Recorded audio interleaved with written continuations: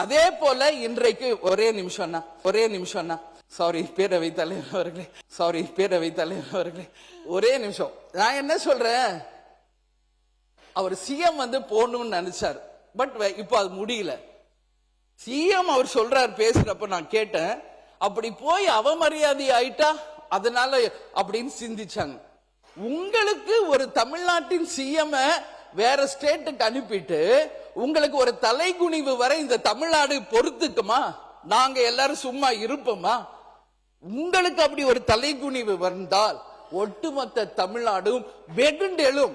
எங்கள் முதல்வரை அவமதிப்பதற்கு எந்த அதிகாரமும் கர்நாடகாவுக்கு இல்லை என்று.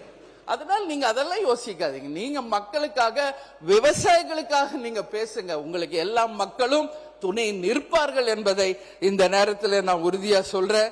அதே மாதிரி இந்த பஞ்சபூதங்களும் யாருக்கும் சொந்தம் இல்லை, எல்லாருக்கும் பொதுவானது. எந்த இயற்கையும் யாரும் கட்டுப்படுத்த முடியாது.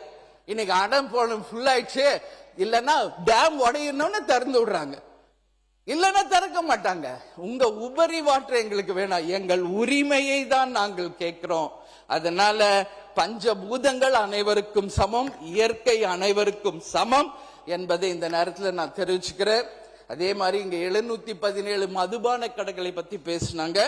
ஒரே ஒரு விஷயம், இன்னும் ஏன் தொகுதியில கூட அது மூடப்படவில்லை என்பது உங்க கவனத்திற்கு நான் கொண்டு வருகிறேன்.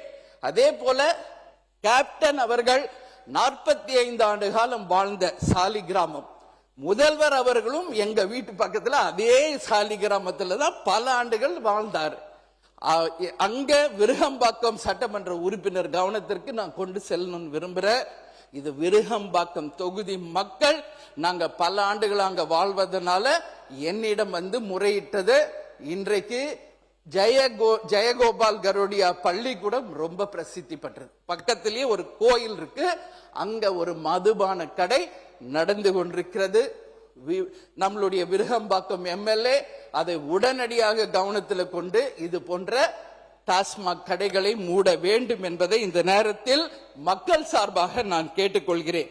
நீங்க சொன்ன அந்த வாக்குறுதிகளை எல்லாமே நிச்சயமாக நிறைவேற்ற வேண்டும். இல்லைன்னா என்ன சொல்லிடுவாங்க தெரியுமா, ஏட்டு சுரக்காய் கூட்டுக்கு உதவாது அப்படின்னு சொல்லிடுவாங்க. அப்படி எல்லாம் இல்லாமல் சொல்லை செயலாக காட்டி இந்த அரசு